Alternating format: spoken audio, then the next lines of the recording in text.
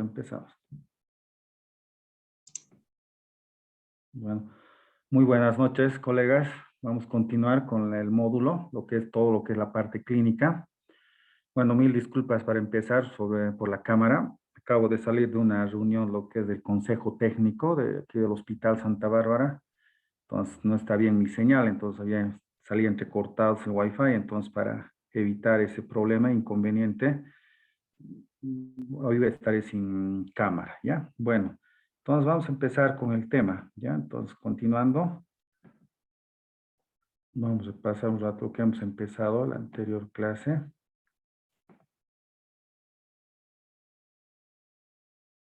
¿Qué pasó aquí? Creo que no.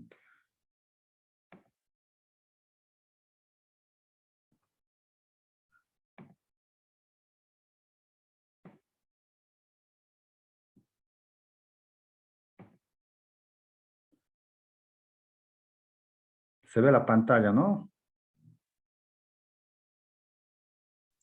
Sí, doctor, se ve de forma normal Perfecto, ya. y ahora está en Empecemos. la proyección.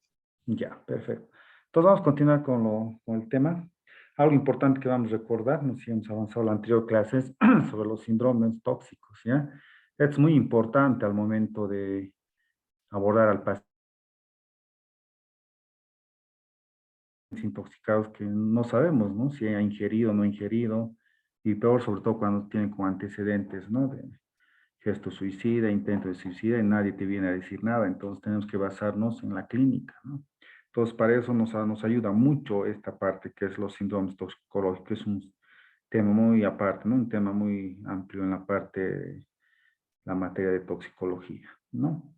Entonces, enfrentamiento, ¿no? Del clínico, ¿no? ¿Qué vamos a hacer lo primero cuando llegue el paciente, ¿no? Cuando un paciente se intoxica y se conoce el tóxico, el diagnóstico está hecho, ¿no? Ya sabemos si va a utilizar o no va a utilizar antídoto o no tiene antídoto y solamente soporte hemodinámico. Eso ya está perfecto, ¿no? Cuando llega la emergencia o cuando sabemos.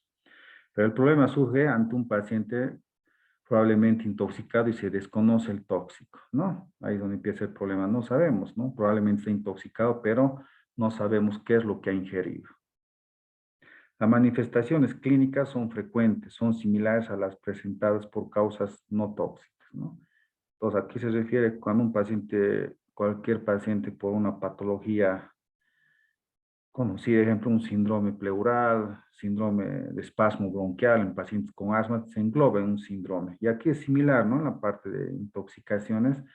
Entonces, todo paciente que ingiere una PRORAVE, ya sea fármaco, un plaguicida, va a presentar una clínica típico a eso, ¿no? Y eso nos va a ir ayudando, ¿no? En algunos, ¿no? La agrupación de los síntomas y signos en síndromes puede orientar el diagnóstico, ¿no? Entonces nos va a orientar, ¿no? Digamos, una pupila miótica, cialorrea, broncorrea, nos va a orientar que el paciente puede haber ingerido un inhibidor de la acetilcolinesterasa, como ya sea un carbamato o órgano fosforado. Como en toda urgencia, el primer paso es evaluar la gravedad del paciente. Si el paciente intoxicado viene en paro, reanimamos, ¿no? Hacemos, se habla de la reanimación, lo que es las normas de la ACLS, hacemos, ¿no? Del American Heart o el Consejo Europeo de Resucitación, reanimamos al paciente. ¿No? Aquí no nos preocupamos como primero, siempre dicen, ¿no? Primero tratar al paciente y no al tóxico, ¿no? Paciente en coma, en paro, reanimamos, después vemos cuál ha sido la causa del paro, ¿no? Como en Estados Unidos lo que utilizan es harto, ¿no? La intoxicación por opiáceos, ¿no? Por eso en los algoritmos de la American Heart Association hay un tema que es netamente cuando se aborda este tipo de pacientes, ellos ya en su kit tienen ya el antídoto que es la naloxona. Entonces, ya como hay mucho paciente que hace paro cardíaco por opiáceos, entonces ellos ya en su kit de RCP ya igual utilizan naloxona. Si hay antecedentes, ¿no? Al hacer el examen físico, inyecciones, ¿no? Típico del paciente que se inyecta, ¿no? Droga, ¿no? Los brazos, todo, a veces ellos ya ven, por entendido, a veces lo utilizan, ¿no? O por la clínica, todo. Determinar si tiene una posible intoxicación, ¿no? Siempre determinar eso, revisar la parte clínica. En caso positivo hay dos posibilidades, ¿no? Paciente con certeza de intoxicación, que ya vamos a ver que está intoxicado, o pacientes con sospecha de intoxicación y se desconoce la causa, ¿no? Entonces, aquí lo que un poco nos hace revisar todo lo que es la historia clínica, la anamnesis, esto, ¿no? Las sustancias, ¿no? Que no conocemos, ¿no? Y cuando se conoce es fácil el abordaje, ¿no? Ya sabemos si hay o no hay antídoto, pero cuando no conocemos, tenemos que basarnos en la clínica. En caso de sospecha, determinar historia de probable exposición a sustancias tóxicas, ¿no? Siempre tenemos que tener una ficha toxicológica donde vamos a ir tiqueando, anotando, ¿no? Si es o no, ¿no? Un rango tóxico, todo. Examen físico compatible con algún síndrome tóxico. ¿Qué síndrome? Opiáceo, síndrome colinérgico, síndrome anticolinérgico. Y ahí empezamos a catalogar qué fármaco puede haber ingerido o qué plaguicida, ¿no? O algún gas, ¿no? Un gas asfixiante, un gas irritante, ¿no? Esta sistematización permite una aproximación diagnóstica. Ya nos va a llegar a un probable diagnóstico. No será un 100%, pero ya este toxíndrome, la clínica ya nos va a orientar. Como en toda urgencia, primero el ABCD, siempre el ABCD de la intoxicación, lo que hemos llevado en la anterior clase, ¿no? El ABCD hemos ido revisando, siempre hay que evocarse en eso, como un trauma, todo siempre a base del ABCD. Evaluación rápida de la condición de ingreso. No dilatar con maniobras esperando información sobre el tóxico, ¿no? Entonces, si el paciente ya viene aquí, como les he comentado ya, en paro, inconsciente, siempre la vía aérea, revisar oxígeno, todo, ¿no? No esperar, como aquí dice, que esperar qué tóxico es, que vayan a traer, mientras tanto el paciente puede fallecer, ¿no? Y hacer paro. Tratar primero al paciente, luego al tóxico, ¿no? Es importante, siempre el paciente. Evaluación periódica del ABCD, ¿no? En la anterior clase hemos hablado siempre, evaluar constantemente el ABCD.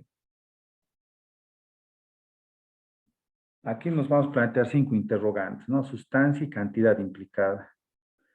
La cantidad es importante aquí, ¿no? Que cuánto ml es un vaso, medio vaso, eso nos va a ayudar mucho al momento de hacer el tratamiento, ¿no? O nos va a evaluar igual la mortalidad o la gravedad de la intoxicación, como vamos a ver del paraquat, ¿no? Por M, 20 ml ya son grados severos, ya nos indica la mortalidad. Tiempo y vía de exposición. ¿Cuánto tiempo ha tardado en llegar al hospital? Es importante para que nos ayude a hacer el tratamiento, hacer el lavado gástrico, utilizar el carbón activado, el tiempo. Es importante. La exposición, si es vía inhalatoria, ¿no? Vía, ¿no? Digestiva es la principal, ¿no? Evolución, ¿cuánto tiempo ha pasado igual, ¿no? Cómo ha ido evolucionando, estaba bien, de golpe ha empeorado. Hace media hora estaba hablando, ahora ha entrado en coma, todo eso nos va a orientar. Causa y entorno social, ¿no? ¿Cuál puede haber causado la intoxicación, no? Algún problema familiar, algún problema social, todo eso nos va a orientar. Antecedentes mórbidos, igual, ¿no? Un antecedente siempre es importante preguntar eso en todo tipo de pacientes intoxicados con probable antecedente de suicidio, ingesto, ¿no? Problemas. El examen físico debe ser completo, ¿no? Empezamos a hacer todo lo que es el examen físico, ¿no? El paciente revisamos cabeza, todo el tórax, extremidades, todo. Entonces, los toxíndromes son un conjunto de signos y síntomas que sugieren una particular clase de intoxicación. Aquí vamos a ir revisando, ¿no? ¿Qué es el síndrome narcótico, ¿no? O síndrome opiáceo, ¿no? Cualquiera de los nombres. Aquí el paciente va a tener típico, va a ser característico de coma, hipotermia, depresión respiratoria, bradicardia y miosis, ¿no? Típico la triada, ¿no? La miosis, la depresión y el coma, ¿no?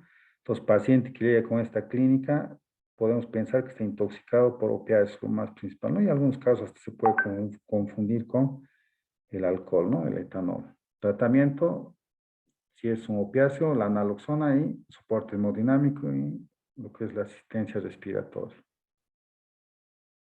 Paciente que viene con miosis, cialorrea, hipersecreción laminar, hipersecreción bronquial, broncoespasmo, fasciculaciones, dolor abdominal, vómitos, diarrea, incontinencia esfincteriana, diaforesis, bradicardia, hipotensión arterial, síndrome colinérgico. Aquí es típico de los órganos fosforados, ¿no?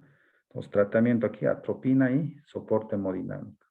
Aquí eso de la pralidoxina, ¿no? Que normalmente se utiliza, pero no tenemos en América Latina, ¿no? No hay en Chile, en Argentina, nada, ¿no? Ya vamos a ir comentando un caso igual de esto. Aquí tenemos otro síndrome, el síndrome anticolinérgico, que es todo lo contrario del colinérgico, que va a haber aumento de la temperatura, enrojecimiento de la piel, sequedad de la piel y mucosas, visión borrosa, migrañas, delirio, alucinaciones y taquicardia, ¿no?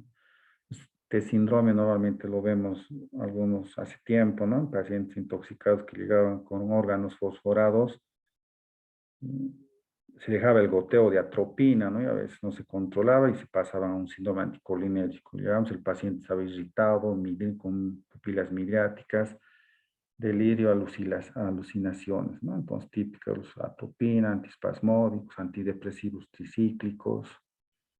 Tratamiento, soporte hemodinámico a base de midazolam, en algunos casos utilizar la fisostigmina, ¿no? Con mucho cuidado, ¿no? Porque a veces causa convulsiones, todo, entonces siempre con mucho cuidado.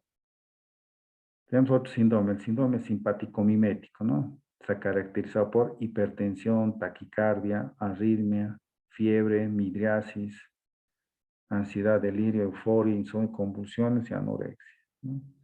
Estos típicos pacientes, ¿no? Con anfetaminas, cocaína, ¿no? Entonces, este tipo de pacientes lo que más a veces llegan a la emergencia, ¿no? Taquicardias, agresivos, igual un poco de agresividad, eufóricos. Y la clínica nos puede orientar a eso, ¿no? Tratamiento hemodinámico, benzodiazepinas, ¿no? Antihipertensivos. Siempre la clínica es lo que manda aquí, ¿no? Siempre revisar al paciente y cómo se manifiesta, ¿no? Este toxíndrome. Luego tenemos aquí el síndrome hipnótico sedativo, ¿no? Está caracterizado por compromiso de la conciencia, eventualmente alucinaciones, disminución de la temperatura, cambios pupilares, ¿ya? Apnea. Nuevamente barbitúricos y benzodiazepinas. Tratamiento al fumacenic, ¿no? En algunos casos a veces no se utiliza, ¿no? Depende cómo está, ¿no? Sobre todo en las benzodiazepinas, ¿no? 50 tabletas tampoco te va a causar paro respiratorio, ¿no? Es soporte hemodinámico.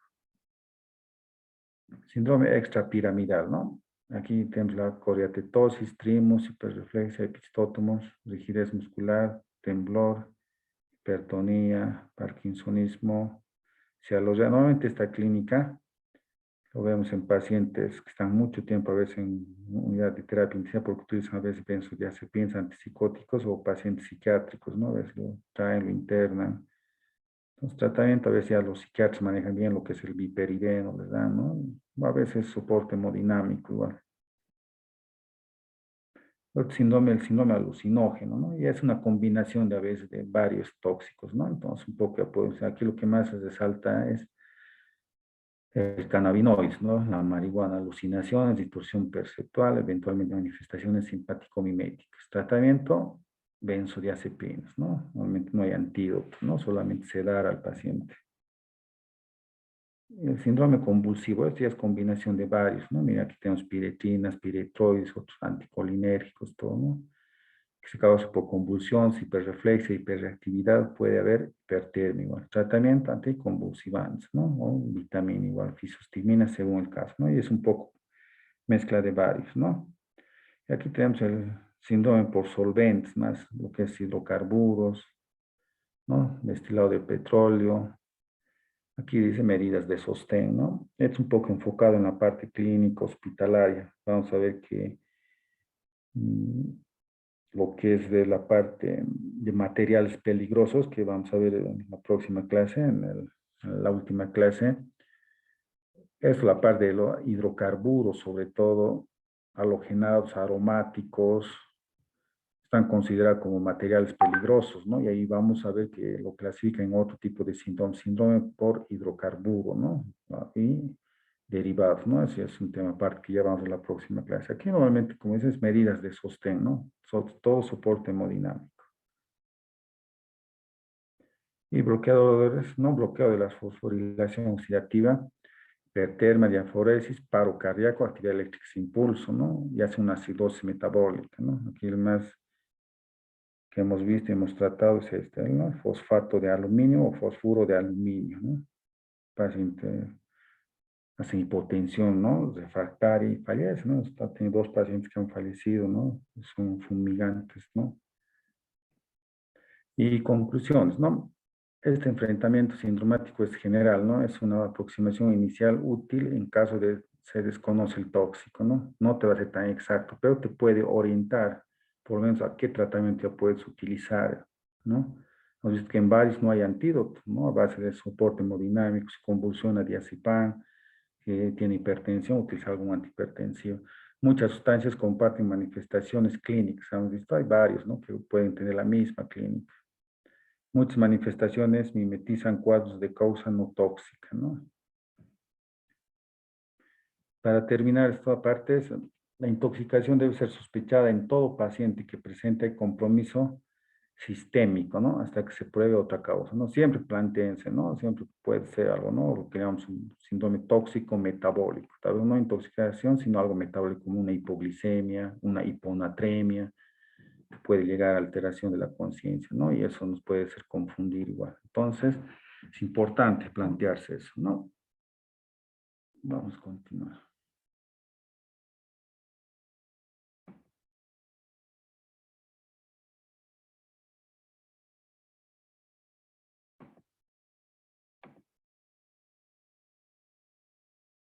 Ya. Ahora vamos a entrar específicamente ya a diferentes sustancias, ¿no? A diferentes sustancias, fármacos que nos van a causar la intoxicación. Antes, para aclarar, ya hablé con el encargado. Hoy vamos a pasar 1 hora y media hasta las 10:30 y la próxima clase igual hasta las 10:30, así ya terminamos en vez de alargarle 4 clases cada hora, entonces por algunos problemas, ¿no? Que en la parte del trabajo, todo, entonces hoy vamos a avanzar hasta las 10:30 y la próxima igual y así ya terminamos en estas 2 clases, ¿ya? Entonces vamos a continuar. Hoy vamos a ver lo que es inhibidores de la acetilcolinesterasa.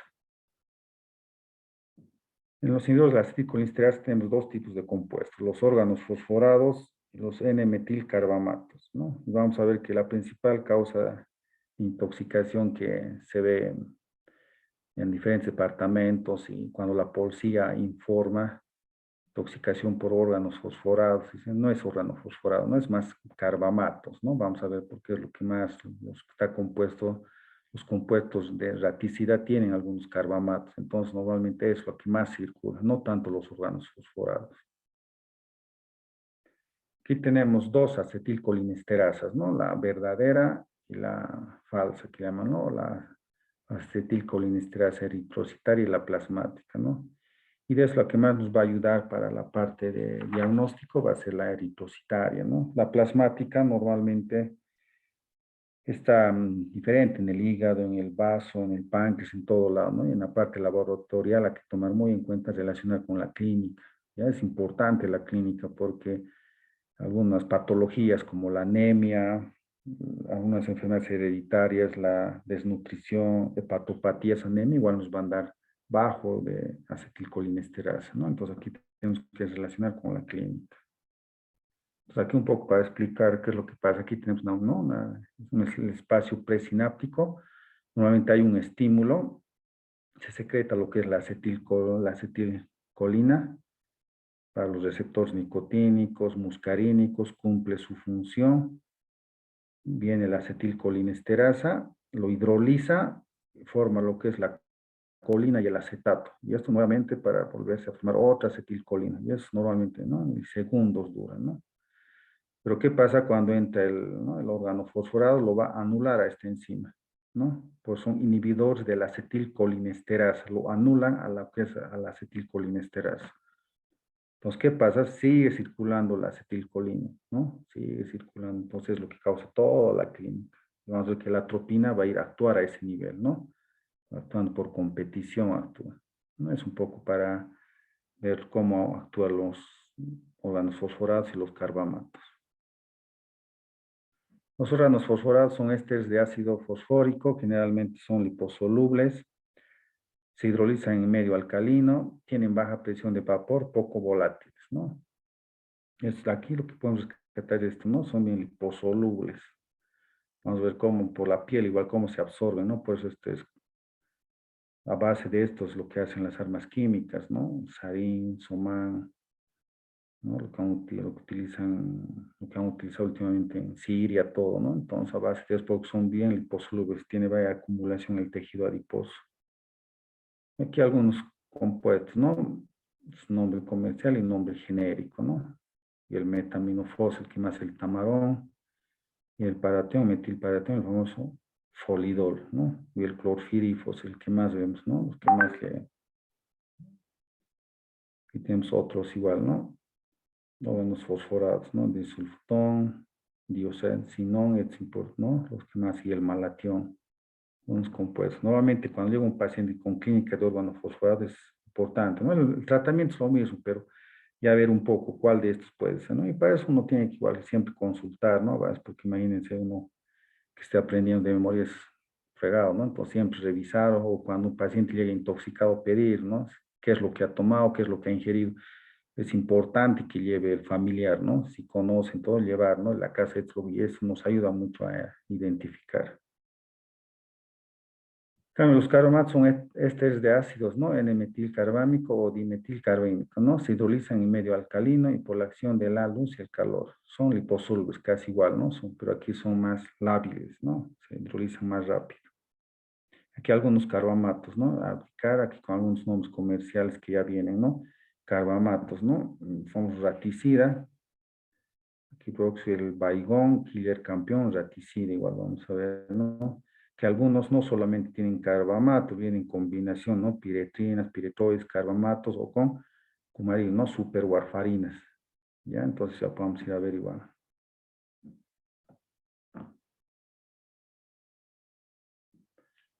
Igual aquí tenemos algunos ¿no? Nombres comerciales de algunos carbamatos. Y ahora el mecanismo de acción, lo que ya hemos explicado, inhibición irreversible de la acetilcolina, ¿no? De la colinesterasa con la consiguiente acumulación de acetilcolina, ¿no? Debe transcurrir alrededor de 30 días para que la actividad de la enzima retorne a lo normal. Esto es de los órganos fosforados, ¿ya? Pues los órganos fosforados normalmente casi hasta un mes circulan, ¿no? Los pacientes están a veces en respirador, en terapia intensiva, 3 semanas y a veces recuperan, pero malo que vienen ya, ¿no? Con infección asociada al ventilador, ¿no? Neumonías asociadas al ventilador mecánico, ¿no? Entonces, todo eso igual se tiene que valorar, ¿no? Como comentario, hace rato me llamaron de un paciente que había ingerido el folidol el 30 de diciembre. 30, primero, 1, 2, 3, 4, 5, 6, 7, casi hace 8 días ha ingerido, ¿no? Entonces el paciente está con goteo de atropina. Hasta el momento Ay, no quiero connotar ni a mi sigue parlante con, ni al parlante de este. sigue con goteo de atropina. Y bueno, estaban queriendo utilizar pralidoxina, me llaman, me dicen, no, o sea, la pralidoxina ya no sirve, ya no se utiliza, ¿no? O sea, a esta altura está, realmente no tenemos en nuestro medio, ¿no? Entonces, y el paciente actualmente ya está con una sobreinfección, ¿no? Para que a mí hay que esperar que se reactive nuevamente la acetilcolinesterasa, casi 30 días. Normalmente estos pacientes están intubados tiempo en terapia intensiva.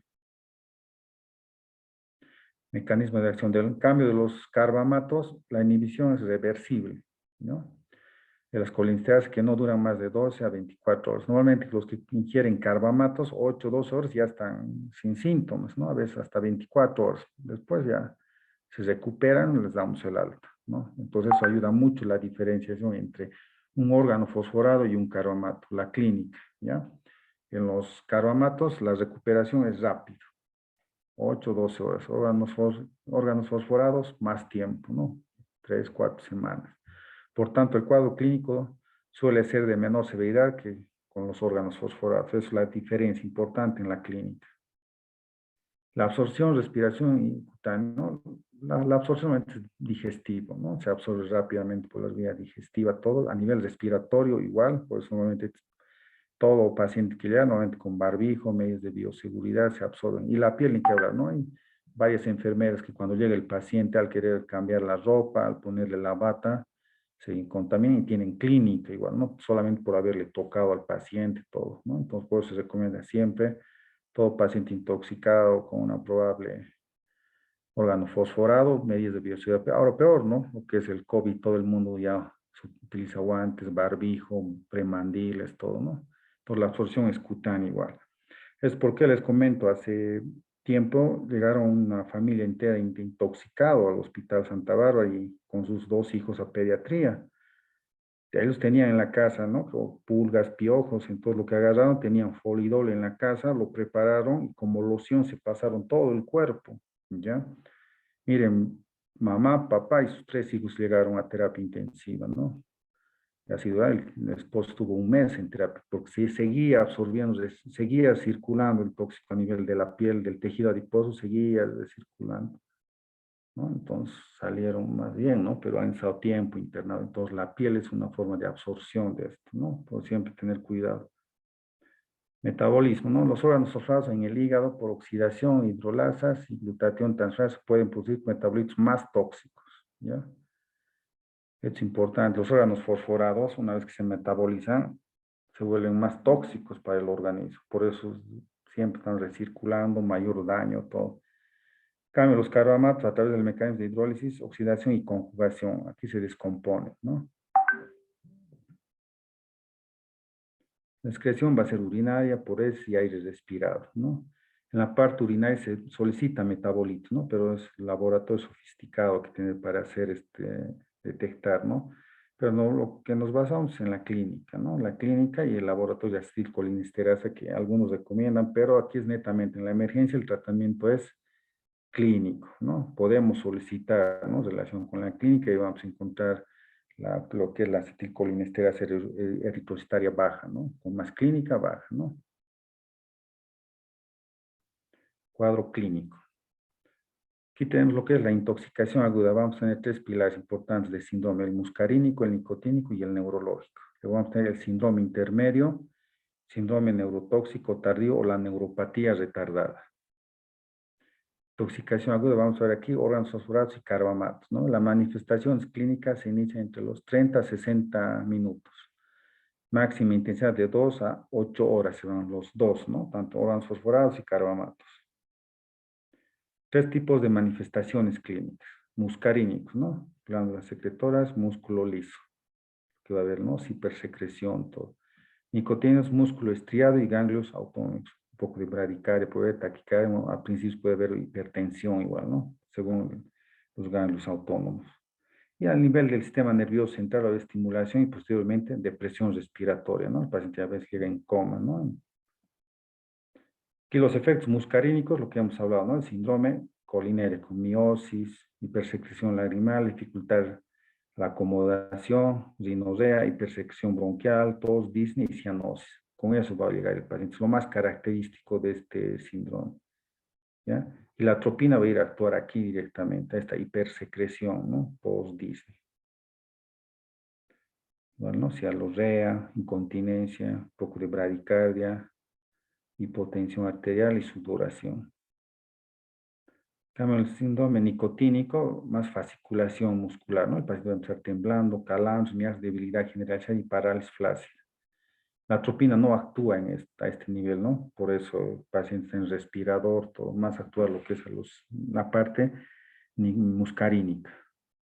Y tenemos los efectos nicotínicos centrales, ¿no? Sinápticos, ¿no? Midriasis, cefalea, hipertensión arterial, taquicardia y palidez. Al principio presenta un poco de hipertensión arterial, después hemos visto que presentan hipotensión. Y a nivel del sistema nervioso central, inicialmente va a haber ansiedad, cefalea, convulsión, irritabilidad, hiperreaflexia, ¿no? Posteriormente, el paciente va a un cuadro más avanzado y cuando no se ha hecho tratamiento, no se ha iniciado ni soporte hemodinámico, nada, va a empezar con somnolencia, depresión de centros respiratorios, convulsiones, puede llegar al coma, ¿no? Normalmente cuando lo traen de provincia y no se ha hecho la parte inicial, normalmente llegan ya en coma estos pacientes.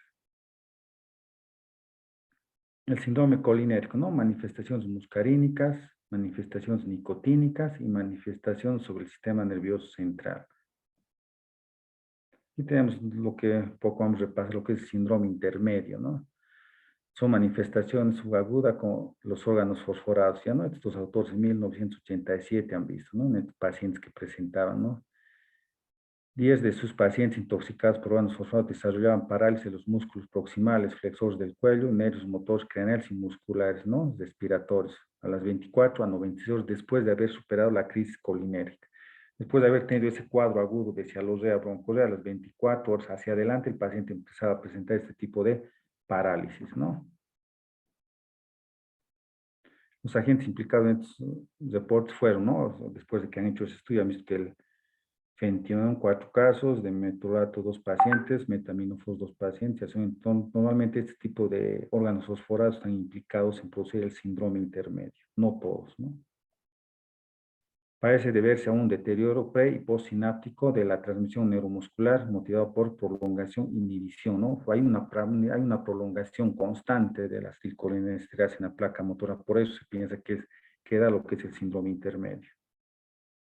Y otro tenemos la neuropatía retardada inducida por órganos fosforados, ¿no? Tenemos una neuropatía, axonopatía simétrica distal sensitivo-motora, ¿no? Se instaura días después de la exposición a algunos órganos fosforados. El tiempo de latencia varía entre 8 a 21 días después de la fase aguda. La inhibición de una enzima axonal, ¿no? Conocida como esterasa neurotóxica, ¿no? Hay dos patologías crónicas ya que se manifiestan después del cuadro agudo. Órganos fosforados que pueden producir la neuropatía retardada, aquí tenemos algunos, ¿no? El metaminofos, el que más normalmente se llegan pacientes intoxicados, ¿no? Y el paratión y el malatión, ¿no? El diagnóstico, ¿cómo vamos a tratar a este paciente y cómo vamos a abordar el tratamiento? El diagnóstico es siempre la historia, ¿no? De la exposición, manifestaciones clínicas, que va a ser típico con un síndrome colinérgico y laboratorio. Pruebas de laboratorio, descenso de la acetilcolinasa, ¿no? Acetil, lo que es la eritrocitaria y la plasmática, ¿no? Lo que más nos va a variar es lo que más sirve es la eritrocitaria, ¿no? La plasmática a veces más en lo que entraba en medicina del trabajo, ¿no? Pacientes que están expuestos a este tipo de plaguicidas en la siembra, al fumigar, ¿no? Entonces, lo que más se utiliza para ver, ¿no? Pero en la parte clínica, si aguda, en paciente que llega a la emergencia para tratar, nos basamos en la clínica, ¿no? Ya se puede solicitar para hacer un poco documentar la historia, el paciente se puede solicitar, ¿no? Pero la clínica está sobre el laboratorio, ¿no? Aquí nos basamos en la clínica y el antecedente de exposición. Siempre vamos a solicitar hemograma, gas, ¿no? Gases sanguíneos, electrolitos, glicemia, amilasa, rayos de tórax, electrocardiograma, siempre solicitar, ¿no? Hasta prueba de embarazo más, ¿no? Hay pacientes que se intoxican por pensar que son, ¿no? Algún problema, adolescentes, ¿no? Que a veces se embarazan y empiezan a tomar, ¿no? Entonces, siempre solicitar lo que es igual a prueba de embarazo. Lo que hemos avanzado, ¿no? En la primera clase, lo que es el ABCD de la intoxicación, ¿no? Tratamiento siempre el ABC de la reanimación, eso no tiene que olvidarse, vía aérea, ventilación, circulación, exposición, déficit neurológicos, revisar siempre, ¿no? Después el ABC de la intoxicación igual. ¿Qué es la descontaminación? Lavado gástrico, carbón activado y catárticos. La MS ya no está recomendado, ¿no? Ya hemos hablado en la primera clase. Entonces, lavado gástrico, si así están 1 a 2 horas, podemos realizar. Eso sí, carbón activado, sí o sí da, ¿no? El carbón activado. 1 a 2 gramos kilo, pues podemos dar, ¿no? Y el catártico normalmente se da por el carbón activado que causa constipación, ¿no? Entonces siempre da después un catártico. Eliminar la ropa contaminada, tenemos que eliminar toda la ropa con guantes, todo, ¿no? Prohibir tocar porque ustedes saben que, como ya les he comentado, el tóxico está a nivel de la piel, en la ropa y puede contaminar el ambiente, ¿no? O al personal de salud. Lavar la piel y fanes con agua y jabón. Meterle a la ducha, ¿no? Lavarle todo ahí, ¿no? Lavar las mucosas con solución salina, ¿no? Con agua tibia, con solución salina, todo lavar al paciente. Antídoto, ¿no? El antídoto es la atropina, ¿no? De entrada, ¿no? Y los reactivos de la colinesterasa, como la pralidoxina o viroxina, ¿no? Y intoxicaciones con caramato, solo la atropina. Dosis inicial de atropina, ¿no? Sintomático, leve, moderado, severo, según cómo va, cómo se manifiesta, ¿no? 1 a 2 miligramos, hasta 5 a 10, si es severo se puede iniciar ya goteo, sobre todo en los órganos fosforados, goteo con bomba de infusión, ¿no? Iniciar. Aquí van algunas formas de iniciar. Después de lograr la atropinización, espaciar la dosis y mantener el tiempo que sea necesario. Vamos a ver qué es la atropinización, ¿no? ¿Se sigue utilizando o no? Vamos a ver eso después. Signos de atropinización, ¿no? Principalmente, uno, la hipersecreción, ¿no? Disminuir la secreción bronquial es lo principal al administrar la atropina. ¿Por qué fallecen? ¿Por qué estos pacientes van a fallecer o se van a ahogar en su propia secreción? Por eso se tiene, van a ser hipoxia, hipoxemia y paro respiratorio, entonces más a nivel pulmonar, edema agudo de pulmón, entonces hay que utilizar lo que es la atropina, va a haber bastante secreción, ¿no? Frecuencia cardíaca entre 100 y 120 en niños, pupila de tela no midriática, ¿no? Entonces aquí no es un indicativo de atropinización la atropina, ¿no? Puede estar dilatada la atropina, eso no es signo de que sigamos con la atropina, a veces la midriasis va a ir desapareciendo con cada, puede quedar solo miosis. Eso no justifica continuar con la atropina, ¿no? Entonces, si está miótica y la clínica ya resuelta, ya no justifica utilizar atropina. ¿Qué parámetros clínicos se deben controlar durante la atropinización, ¿no? Principalmente la función respiratoria, principalmente causa, ¿no? De muerte e insuficiencia respiratoria. Antes de utilizar la atropina, el paciente tiene que estar con oxígeno, ¿no? No hay que utilizar en pacientes que estén cianóticos, con falta de lo que es oxígeno, buena ventilación y empezar con la atropinación. Puede llevar arritmias cardíacas, todo, ¿no? Función cardiovascular, mantener dentro de parámetros normales. Estado neurológico, nivel de conciencia, siempre controlar. Principal causa de mortalidad, con esto la insuficiencia respiratoria, ¿no? Principales factores, secreción bronquial, el broncoespasmo, y para eso es excelente la atropina, ¿no? Depresión del centro respiratorio, hipotonía muscular, broncoaspiración, bradicardia. Puede dar por un reflejo, igual no hay que suspender directamente la atropina, ¿no? Hay que saber en qué momento lentamente igual suspender la atropina. Normalmente antes se manejaba eso, ¿no? O sea, el objetivo antes era atropinizarle, como les comentaba, pasar de un síndrome colinérgico a un síndrome anticolinérgico. Ahora ya no, ¿no? Ahora ya es controlado, ver para mantener parámetros adecuados, que basta con que disminuya la secreción y un poco se taquicardia es suficiente, ya no hay que llegar a este estado como antes, ¿no? Se utilizaba. Esto ya es una intoxicación por atropina, ya no se utiliza, ¿no? Algunas consideraciones sobre la atropina. Los pacientes pueden estar con cianosis e hipoxia. En estas condiciones, la atropinación puede generar arritmias ventriculares. Siempre el ABCD, ¿no? Vía aérea, ventilación, monitorización. Si el paciente viene intoxicado por órgano fosforado, se hace después de hacer antes el lavado todo, igual podemos monitorearle al paciente oxígeno y vía. Empezamos todo, ¿no? Siempre el oxígeno, ¿no? Y no se debe utilizar atropina si no está bien oxigenado el paciente. Es sobre la pralidoxina, ¿no? Que son, a ver, vamos a ver los reactivadores de la acetilcolinesterasa. Normalmente esto no hay, pues en América, ¿no? En América Latina no hay, normalmente están en los protocolos de Estados Unidos, de Europa, donde utilizan, sobre todo en pacientes o en más que todo el ejército de Estados Unidos utiliza, ¿no? Para las armas químicas, ya, SOMAN, sarín, para esas bombas, para esos gases nerviosos. Normalmente no hay aquí en nuestro medio, ¿no? Y se ha visto que los pacientes con atropina y un buen soporte hemodinámico salen, ¿no?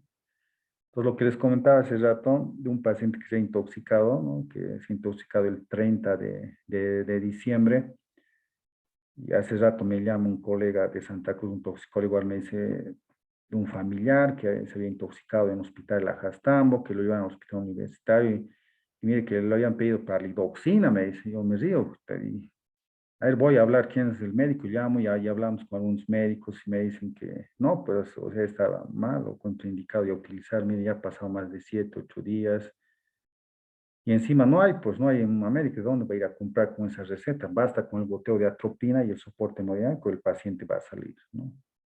Yo le decía, es más a veces teórico, un poco más teórico, lo que hablamos de pralidoxina o vidoxina. En la parte práctica, no hay, pues no tenemos esto, ¿no? Entonces, un poco más ser más prácticos, ¿no? Entonces, se ha indicado de que no, pues no sirve, a veces por presión de la familia, dice, no, pero explicarle a la familia que este antídoto no hay, tenemos tiempo para utilizar hasta un día máximo, o sea, no se utiliza, ¿no?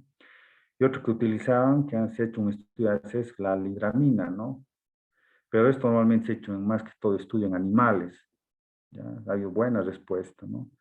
Que la difenilidramina ayudaba a que utilice menos atropina y el paciente mejoraba más rápido, porque la lidramina tiene una molécula similar a la atropina, pero se ha estado utilizando en algunos pacientes, pero se ha visto el estudio más en animales. No hay una evidencia de que sirva o no la lidramina. Y medicamentos contraindicados, ¿no? Que no se debe utilizar porque hay efectos adversos como que es la succinilcolina, morfina, ¿no? Y algunos bloqueadores musculares, esmolol, ¿no? Entonces tener cuidado, si van a intubar, más espasmo bronquial va a causar lo que es la acetilcolina porque libera histamina, entonces hay que considerar eso, ¿no? Bueno, aquí hemos terminado lo que es los órganos fosforados. No sé si aquí haya, mientras tanto, alguna pregunta para seguir con el siguiente tema.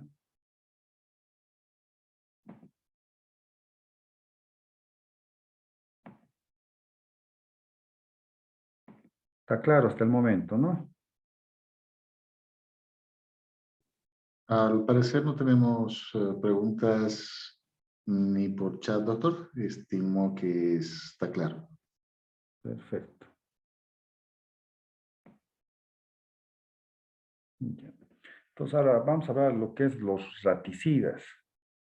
Es algo que normalmente vemos ¿no? En los mercados vendiendo raticidas, todo, ¿no? Vamos a ver que aquí más que todo se va a basar lo que es la parte de los cumarínicos, ¿ya?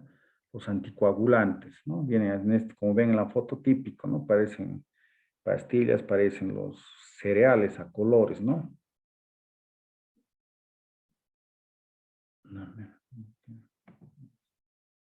Ya. Normalmente se utilizaba como raticida varios compuestos, ¿no? Sulfato de talio, ¿no? Fósforo de aluminio, amarillo, el fósforo de zinc, estricnina, que es fregado, ¿no? Es convulsivante, todo, ¿no? Colecalciferol, ya, pero normalmente ya están en desuso porque son muy tóxicos igual, pero se ha visto, no hace tiempo, ¿no? En Estados Unidos, los granjeros vieron que sus vacas, sus caballos empezaron a sangrar porque consumían lo que es hierbas verdes que se descomponían y en su composición tenían lo que es la cumarina, ¿no? La warfarina. Entonces empezaban a sangrar los animales. Entonces de eso empezaron a lo que es a utilizar los cumarínicos como ¿no? Como raticidas, ¿no? Tiene toxicidad similar para roedores y humanos, ¿no? Entonces hay que tomar en cuenta eso. En niños la exposición es accidental, ¿no? A veces agarran, ven como pastillas, ¿no? Como dulces y empiezan a masticarlo todo, ¿no? Entonces es lo que más tener cuidado en niños, ¿no? Vamos a ver eso.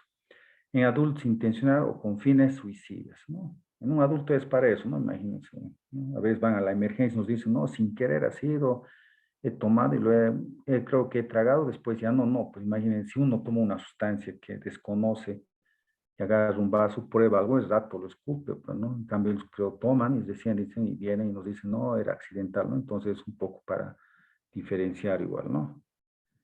Entonces, aquí tenemos clasificación de las cumarinas, ¿no? De primera generación, la warfarina, que todos conocen, ¿no? Algunos familiares toman igual, ¿no? Para la arritmia cardíaca, sobre todo, para la anticoagulación, de trombosis venosa, todo, ¿no?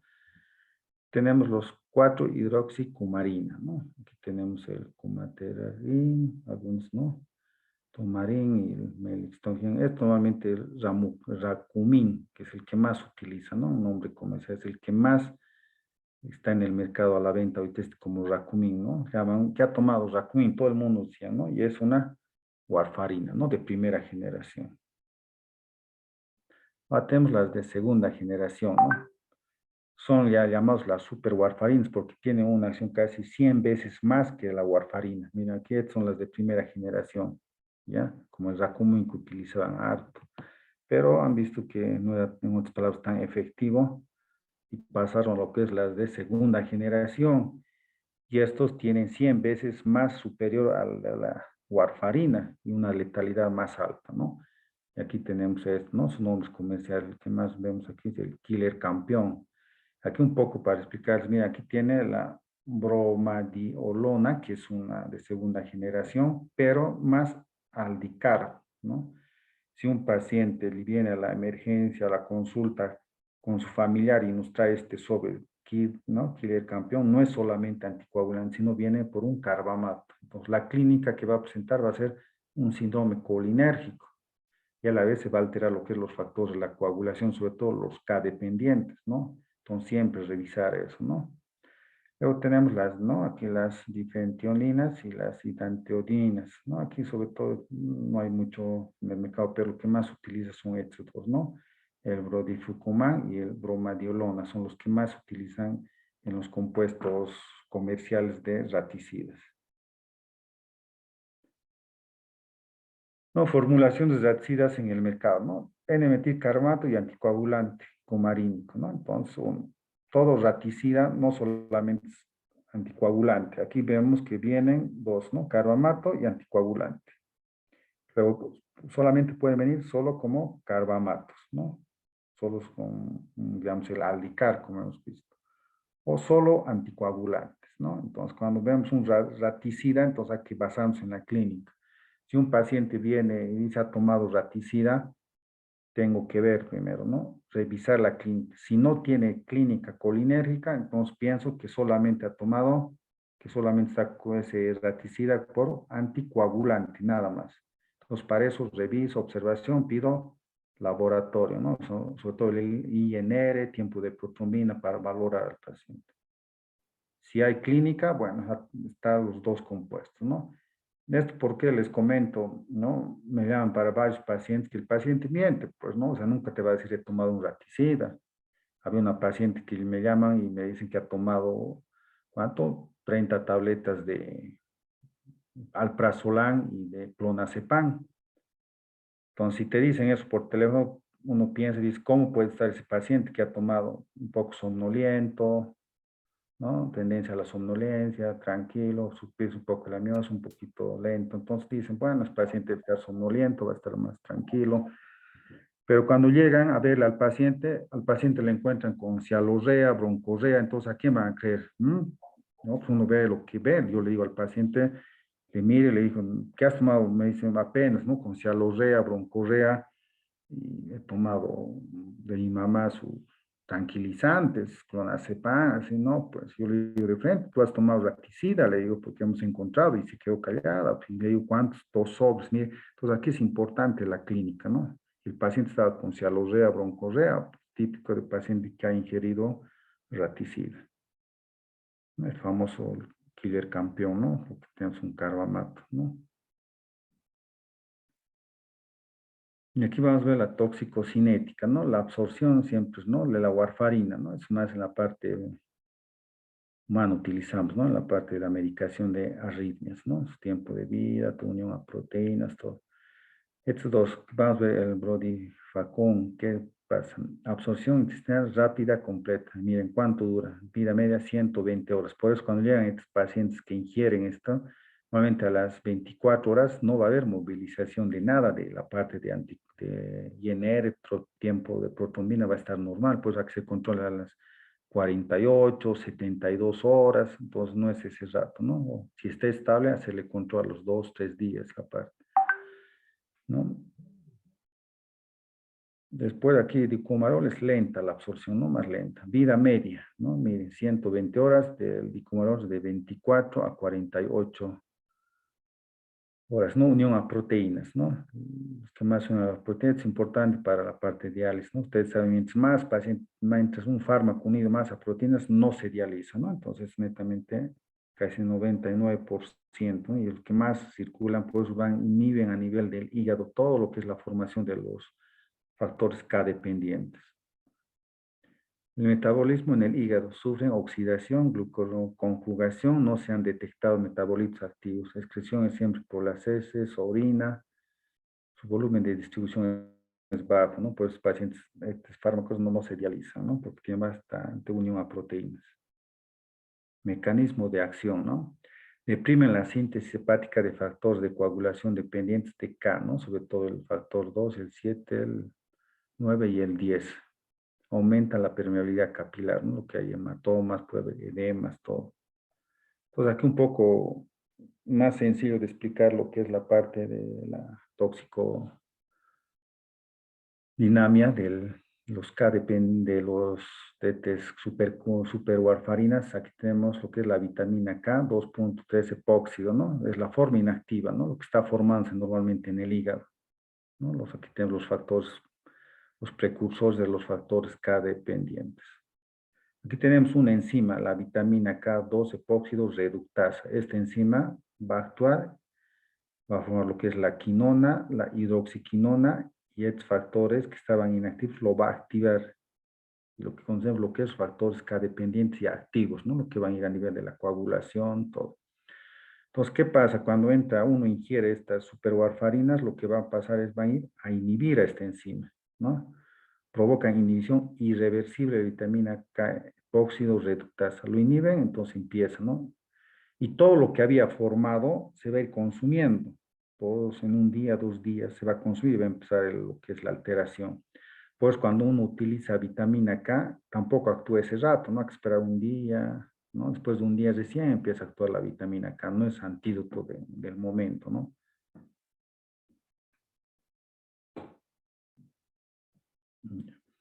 Inicio de los efectos, ¿no? Anticoagulantes, toxicidad tardía, ¿no? Vida media de los factores de la coagulación, vitamina K dependientes, aquí vamos a ver, ¿no? El factor 6, ¿no? El factor 7 tiene 6 horas, ¿no? Su toxicidad, de su vida media, ¿no? Factores, el factor 9, 24 horas, factor 10, 40 horas y el factor 2, 60 horas, ¿no? Media prolongada de los anticoagulantes, ¿no? Entonces, eso hay que tomar muy en cuenta que por eso cuando se utiliza la vitamina K, tarda en actuar, ya no actúa en ese momento, pero ya vamos a ver en el tratamiento qué pasa si un paciente ha ingerido bastante y está sangrando, ¿no? Sobre todo los pacientes que toman warfarina y no han hecho controles con su cardiólogo, con su médico. ¿Cuántos pacientes hemos visto que vienen sangrando, ¿no? Con epistaxis, con melena, con hematuria, y en ese caso, por más que administres vitamina K, no va a actuar pues, ese rato, ¿no? O sea, tenemos que actuar en el momento. En ese caso, utiliza lo que es el plasma fresco congelado, ¿no? Porque aportamos todo lo que es los factores de coagulación. Manifestaciones iniciales, ¿no? Irritación gastrointestinal, con bajas dosis, manifestaciones leves o ausentes, náuseas, vómitos, frecuentemente asintomático. Es importante, ¿no? Normalmente estos pacientes son asintomáticos, ¿no? Sobre todo hay que tener más cuidado en pacientes pediátricos, ¿no? Luego de 24 a 48 horas máximo, ¿no? De 36 a 72 horas se puede manifestar. Paciente, ¿no? Pediátrico, sobre todo, ¿no? Que viene asintomático, todo, siempre observarlo, ¿no? Y pedir lo que es los laboratorios en ese tiempo, ¿no? 24, 72 horas, ¿no? Controles, accesorios, ¿no? Periódicos, ¿no? Lo que más rápido se va a alterar ¿no? Aquí es el INR, ¿no? Si uno ve paciente leve, directamente se solicita el INR. Si se eleva el INR, ya se puede utilizar lo que es la vitamina K. Después de las 36 a 48 horas puede haber epistaxis, gingivorragia, hematuria, melena, equimosis, sangrado uterino, hemorragia intracraneal. Estos son casos severos, ¿no? Las 36, 48 horas, ¿no? Normalmente en adultos no se ha visto, no mucho, más en niños, ¿no? En pediatría. Cuadro clínico, ¿no? Toxicidad tardía, presencia de factores de coagulación circulantes hasta que cumpla su vida media, ¿no? Tiene que circular. Toxicidad prolongada, inhibición irreversible de vitamina K, reductasa, vida media prolongada de la cumarina. Se espera su vida media, han visto, otros llevan 120, ¿no? Imagínense tanto tiempo hay que esperar todo. Y para eso sí o sí la vitamina K nos va a ayudar. Aquí mucho depende de la clínica, cómo se va a manifestar la clínica del paciente. La historia, exposición, cuadro clínico y el laboratorio, ¿no? Aquí la exposición siempre, ¿no? Basarnos en lo que es el antecedente, el cuadro clínico, si viene asociado a síndrome colinérgico, bueno, tiene los dos, ¿no? El cumarínico más el carbamato, ¿no? Y aquí en la parte laboratorial siempre pedir lo que es el tiempo de protrombina y el INR, ¿no? Pacientes expuestos a raticidas sin manifestaciones colinérgicas, lo que ya que les hemos comentado, probablemente la formulación tenga solo anticoagulante cumarínico. Entonces, siempre revisar en la parte clínica. ¿No? Laboratorio, ¿no? Después de las 24 horas, alojamiento del TP, máximo de intensidad 72 horas, ¿no? Siempre hacer controles periódicos. Si a las 24 no hay nada, se repite a las 72 horas, ¿no? El alargamiento persiste durante días o semanas, ¿no? Determinación de los compuestos en sangre o sus metabolitos en orina. No es de mucha utilidad esto, ¿no? Por eso, siempre en la parte clínica, nos tenemos que basarnos en el tratamiento, ¿no? Clínica y tratamiento. No hay mucho laboratorio que nos ayude a decir si es o no, ¿no? Aquí nos basamos netamente en la clínica y el antecedente. Caso de ingesta, inducción al vómito se puede inducir, lavado gástrico, manifestación de carbón activado, ¿no? Normalmente esto mucho del tiempo, ¿no? Lavado gástrico, 1 a 2 horas, no más. Y el carbón activado, sí o sí, al carbón activado, ¿no? Inducción al vómito, si en el momento que haya, bueno, puede haber tomado ese rato, ¿no? Pero después no se aconseja, ¿no? Lavado gástrico, 1 a 2 horas. Administración de carbón activado, se tiene que administrar el carbón activado, que es uno de los mejores, ¿no? Es el que más absorbe, actúa a nivel del intestino, absorbiendo todo el tóxico. Caso de vitamina, ¿no? De prolongación del TP, administrar lo que es la vitamina K, ¿no? La fitonariona, ¿no? Por vía oral o intramuscular, depende que no haya muy alterado el factor, ¿no? Si no, se puede hacer hasta hematomas si se administra intramuscular. Mayores de 12 años se puede empezar 10 miligramos, menores de 12 años de 1 a 5 miligramos, control de P en 24 horas, seguimiento mínimo durante 7 días, ¿no? En pacientes pediátricos hay que hacerle seguimiento a esto. En caso de sangrado, administrar vitamina K diluida, pasar entre 30 a 60 minutos, mayores de 12 años, afectar la dosis de 10 a 20 miligramos, menores de 12 años de 5 a 10 miligramos, vitamina K inicia su efecto de 2 a 4 horas, ¿no? Lento, un día 24 recién va a actuar, ¿no? El sangrado suele controlarse entre 3 a 6 horas. En caso de sangrados de posición de la bulimia con sangre o plasma fresco, ¿no? Que es el principal, ¿no? Como les he comentado, el plasma fresco se tiene que administrar si el paciente está sangrando, ¿no? Controlar lo que es la parte hemodinámica, presión, todo. Controlar TP, la hemoglobina cada 6 a 12 horas, drenaje de grandes hematomas, ¿no? Si es en casos severos, casi no se ve mucho, ¿no? Y esto ya es la parte, lo que es sulfato ferroso, ya es más seguimiento por consultorio externo, ¿no? Esto de hematomas, a veces los pacientes se golpean o se caen, ¿no? Y hacen hematomas, ¿no? Y eso hay que ir controlando, ¿no? Pero el paciente que está sangrando, de entrada plasma fresco, ¿no? La vitamina K va a actuar lento. En las recomendaciones, si el paciente está estable, no ha presentado mucha alteración, lo que es el tiempo de protrombina, está leve y se inicia vitamina K y le queremos dar de alta al paciente, esto, ¿no? Evitar golpes, ¿no? Evitar hematomas, no administrar vitamina, estos dos vitaminas, la K3 y 4, no se administra porque causa reacciones anafilactoideas, todo, no solamente la K1 se administra. En cualquier caso, observar durante 7 a 10 días, ¿no? Eso mucho depende de la presentación clínica, ¿no? Algunos parámetros que unos toman de 7 a 10 días, otros ya no necesitan, ¿no? Sobre todo si son personas adultas, todo, tal vez en niños pediátricos, ¿no? El pediatra le va a indicar controles, todo, ¿no? No administrar medicamentos que aumenten la toxicidad de los anticoagulantes, ¿no? Típico, ¿no? Si tiene el paciente algún dolor, vamos a preferir darle paracetamol o opiáceos, ¿no? Tramadol, ese tipo de analgésicos, pero no los AINES, ¿no? Los AINES va a provocar más sangrado, todo, ¿no? Entonces evitar eso, ¿no? Son algunas recomendaciones que uno hace al momento de indicar el alta. Bueno, con eso hemos terminado lo que es un poco de los raticidas, ¿no? Muy bien, vamos a continuar. No sé si hay alguna pregunta aquí antes de continuar con el último tema. A los participantes les invitamos a utilizar el chat o habilitar el micrófono para hacer la pregunta correspondiente si es que hubiese, por favor. Ya. Entonces vamos a continuar. Lo que es intoxicación por paraquat, ¿ya? Este tema hemos separado, es interesante porque de todos los pacientes intoxicados por paraquat, normalmente casi todos fallecen, ¿no? Porque no hay un tratamiento, ¿no? Actual que pueda antagonizar al paraquat. Se utiliza algunos esquemas terapéuticos, ¿no? Pero no hay mucha respuesta a esto, ¿no? Y los pacientes terminan falleciendo, ¿no? Entonces vamos a presentar un caso clínico más de esto que hemos visto y conversando con colegas de, ¿no? Cochabamba, Santa Cruz, sobre todo en los lugares que se ve, es difícil que salgan los pacientes, ¿no? Algunos no salen, se hace un soporte hemodinámico unos 15 días, pero terminan falleciendo por la fibrosis pulmonar que causa este tóxico. Entonces, el paraquat, ¿no? Es un herbicida de contacto no selectivo que actúa sobre las hojas de las plantas verdes, ¿no? De contacto, ¿no? No selectivo agarra y empieza a quemar todo, que es la planta. Normalmente para eso es herbicida, ¿no? Para matar todas las hierbas, ¿no? Las malezas, todo.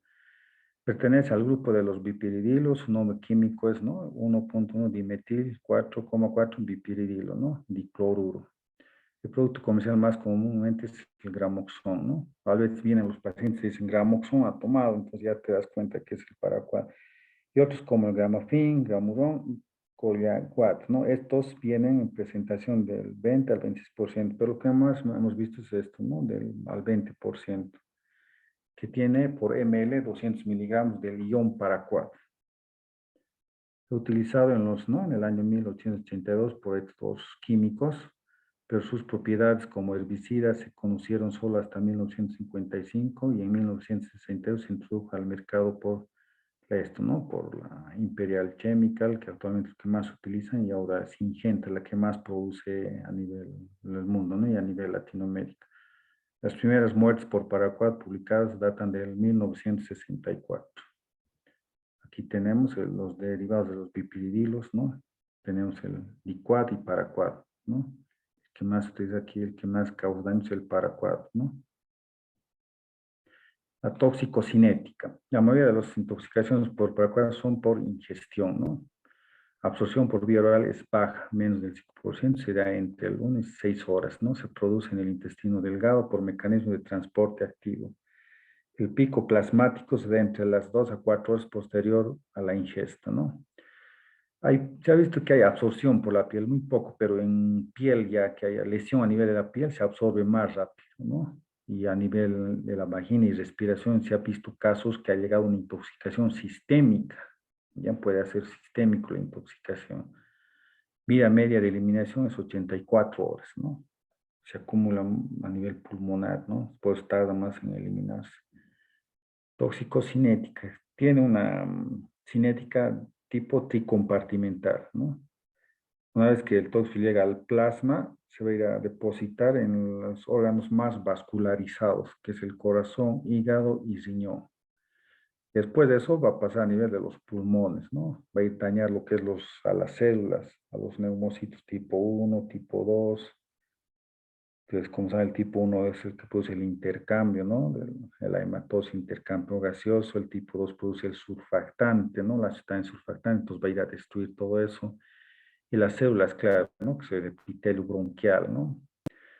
Vamos a ver que las concentraciones son 6 a 10 veces más que la del plasma, ¿ya? Y es retenido a nivel pulmonar, ¿no? Ahí por su transporte activo usando receptores de poliaminas. Entonces, o sea, si un poco analizamos esto, 6 a 10 veces mayor concentración a nivel pulmonar. Una vez que pasa por el plasma, corazón, todo se va a ir a depositar a nivel pulmonar. Por eso pacientes hacen fibrosis pulmonar y es la principal causa de muerte, ¿no? La insuficiencia respiratoria. La eliminación renal es 90%, ¿no? De las primeras 12 a 24 horas se da por mecanismo de infiltración glomerular y secreción tubular. Detectado en el plasma hasta las 26 horas después de su ingesta, lo que sugiere que el músculo actúa como depósito. Se ha visto que puede ir a depositarse en el músculo, ¿no? Entonces, eso es un poco que no ayuda a manejar al paciente, ¿no? Porque va a ir desprendiendo a nivel del músculo y va a seguir actuando. Su mecanismo de acción a nivel local es corrosivo y irritante, ¿ya? A nivel de la cavidad oral lo va a dañar, va a quemar la famosa quemadura por paraquat, ya vamos a ir viendo luego. Y a nivel va a ir formar radicales superóxidos que desencadenan peroxidación lipídica con destrucción de las membranas celulares. O sea, va a haber pues una superoxidación, o sea, va envejeciendo todito a nivel de las células. Tipo 1, tipo 2 va a causar, ¿no? El paraquat tiene acción selectiva a nivel pulmonar, provocando fibrosis pulmonar. Aquí un poco de la fisiopatología. Una vez que causa, ¿no? Lesión pulmonar por radicales libres. ¿Qué va a causar? Fase destructiva. Pérdida de los neumocitos, pérdida de surfactante, pérdida de células inflamatorias, edema pulmonar y hemorragia. Como va a haber una fase destructiva, va a haber una fase de recuperación, ¿no? O sea, como hay como toda herida, como toda lesión, el organismo va a ir a recuperarse. Pero, ¿qué va a pasar al querer recuperarse? Va a producir proliferación de fibroblastos, ¿no? Y estos fibroblastos va a producir colágeno en el intersticio y esto va a llevar a que todos los alveolos se fibrosen, mayor producción de colágeno, fibroblastos, y esto va a causar lo que es la fibrosis pulmonar, y el paciente va a tener una fibrosis pulmonar.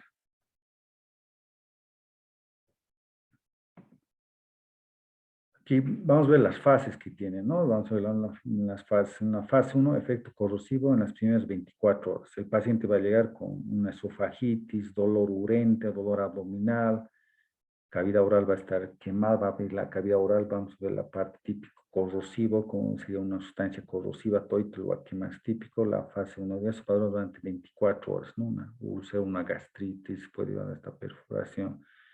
En la fase 2, entre el segundo y quinto día, se caracteriza por falla multiorgánica. Miren, es rápido, insuficiencia renal, hepatitis, gastroenteritis, miocarditis, ¿no? Y una fulminante no se ve fibrosis pulmonar.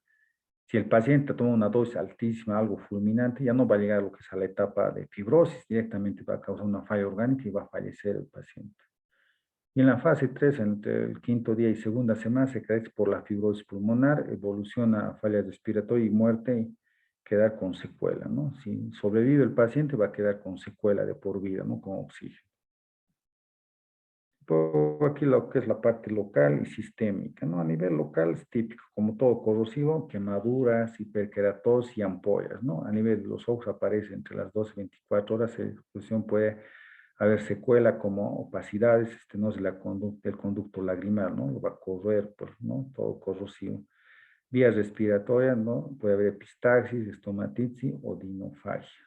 A nivel gastrointestinal es típico, ¿no? Lo que nos habla todo lo que es la parte de la orofaringe, la lengua del paracardio, vamos a ver alguna foto, grandes membranas faringes, el pseudodifteria, vamos a ver como las placas blanquecinas, ¿no? Lo que lo quema, lo que es la cavidad, la lengua. Entre el segundo y quinto día va a haber una necrosis hepática, centrolobular, colestasis con transaminasas y bilirrubinas aumentadas e ictericia. Normalmente el paciente viene a la consulta con esta clínica gastrointestinal, vamos a ver, con falla renal ya viene con ictericia, con necrosis hepática, todo. Después del primer día va a haber oliguria por una tubulopatía proximal, manifestaciones con proteinuria, hematuria, microscópica, glucosuria, ¿no? Va a haber una falla renal. A nivel pulmonar ya se va a mezclar lo que es la fibrosis, ¿no? Casos leves moderados. A nivel cardiovascular va a haber arritmias, paro cardíaco, miocarditis tóxica. Es importante, electrocardiograma en caso neurológico, coma, convulsión, edema cerebral. Y en el endocrino, más en estudios post-mortem, ¿no? Se encontró necrosis de la suprarrenal, ¿no? Entonces, el paciente fallece por hipotensión. Todo. Vamos que en la paciente embarazada, que se ha visto varios casos, atraviesa la placenta, se concentra en el feto niveles más altos que en la madre, ¿no? De 4 a 6 veces. Primer trimestre se produce el aborto, ¿no? Entre los que ingieren. Segundo trimestre, mínimo riesgo de desarrollar fibrosis pulmonar. Tercer trimestre se ha visto que los fetos desarrollan fibrosis pulmonar o alteraciones hepáticas que lo llevan a la muerte intra o extrauterina, ¿no? Reportes de recuperación sin secuela. Mira, en algunos casos se han recuperado, ¿no? Entonces aquí mucho depende, como digo siempre, cada paciente es distinto, ¿no? Otros recuperan, otros no, ¿no? Cada organismo es distinto. Y aquí un poco lo que ya nos ayuda al momento de que llegue el paciente y nos dice la cantidad, ya podemos definir si va a tener ya un desenlace fatal o no, ¿no? De 10 ml va a haber, miren, falla renal leve, respiración sin secuelas, altamente, probablemente un 100% de los casos, ¿no? Si ha ingerido de 10 a 20 ml, casi un 30% de mortalidad luego del quinto día, síntomas gastrointestinales, falla renal, hepatitis, fibrosis pulmonar que pueden llevar a la muerte. Imagínense entonces que el paciente que ha tomado 20 y 30 ml es probable una mortalidad, ¿no? Hay que explicar al paciente. Si toma más de 20 ml, 100% la mortalidad, ¿no? Y la mayoría viene así, 15, 20 ml, y casi no se hace nada. Se hace todo el protocolo que está utilizando actualmente y no salen los pacientes. Criterios de gravedad, algunos criterios que manejan cuando llega a la consulta es creatinina de 1.5, un 70% de los que han muerto. Pacientes que llegaban con 7 puntos de creatinina, un 76% han fallecido. Bilirrubina total mayor a 1.2, 50% de los que han muerto. Leucocitos mayor a 10.800, un 63%. Transaminasa 40, ¿no? menores, ¿no? Mayores a 40, ¿no? Los valores entre 35 y 40, mayor a 40 que han muerto, ¿no? Y un pH menor a 7.3 en el 95 de los pacientes que han muerto, ¿no? Entonces siempre valorar todo lo que es la parte hemodinámica siempre del paciente. Todos los pacientes deben ser considerados como grave aunque esté asintomático. Y vamos a ver por qué, eso les comento algunos casos. Se basa en el cuadro clínico, ¿no? Niveles de paraquat en muestras biológicas, dos tipos, ¿no? Cuantitativo en orina y cuantitativos en plasma y orina. Laboratorio completo, química, función hepática, renal, gasometría, electron, se puede hacer endoscopía en el momento, radiografía de tórax, la espirometría, pruebas de embarazo, siempre solicitar todo lo que es la parte laboratorial. Hay una prueba que se hace, tenemos unos kits, ya un kit para diagnosticar así rápido en la prueba de lo que es del orín del paciente. Usar guantes y protector ocular, colocar 10 ml de orina en un tubo de ensayo. Se agarra el pavo en un frasco, podemos colocar que orina ahí el paciente. 15 ml, ¿no? Es adicionar 2 gramos de sachet A, ¿no? Que está formado de bicarbonato, ¿no? De sodio y agitar el tubo. Una vez que se agita, adicionar 1 gramo de sachet B, que es la ditionita, ¿no? Sódica y agitar nuevamente. Entonces se agarra, se agita. Un cambio de coloración en la muestra azul, gris, verdoso significa presencia de paraquat, como aquí, ¿no? Típico, el paciente tiene paraquat. Estas pruebas nos mandaron unos amigos de Uruguay, ¿no? Lo tenemos, ¿no? Unos kits, ¿no? Entonces estamos ahí a tener, ¿no? Es necesario tener en la emergencia. Se recomienda que la valoración analítica sea siempre muy cuidadosa y que no pase por encima del juicio clínico adecuado, ¿no? Entonces, ¿qué es importante la clínica, no? Es lo que nos quieren decir, ¿no? No es toda la parte laboratoria, sobre todo en la parte clínica, y la emergencia, pues la clínica es la que manda, ¿no? El juicio clínico tiene que ser más importante. Si ha presentado esta clínica y antecedente, la parte laboratorial de querer llegar al diagnóstico mediante laboratorial es pues, perder tiempo, ¿no? Aquí lo que nos va a orientar siempre es la clínica y el antecedente. Aquí en el tratamiento tenemos 4 pilares fundamentales, ¿no? Siempre el tratamiento, nunca nos vamos a olvidar lo que es el ABCD, siempre hacer eso, ¿no? Después disminuir la absorción del tóxico, incrementar la excreción, medidas de soporte, prevenir el daño pulmonar, los cuales no son efectivos para reducir la mortalidad. Mira, a pesar de que se ha hecho todo eso, lo que es disminuir la absorción, se utiliza lo que es el carbón activado, luego incrementar la excreción, ¿no? Como líquidos, medidas de soporte, prevenir el daño pulmonar, no ha disminuido la mortalidad. Se realizaron varios estudios en modelos animales tratando de encontrar un tratamiento adecuado. ¿Qué pasa si hay contacto ocular? Lavar, ¿no? Siempre de 15 a 20 minutos lavar la parte ocular. Lavado gástrico, inducir al vómito no han demostrado ser útil en la reducción de la mortalidad y pueden empeorar la lesión corrosiva del tracto gastrointestinal.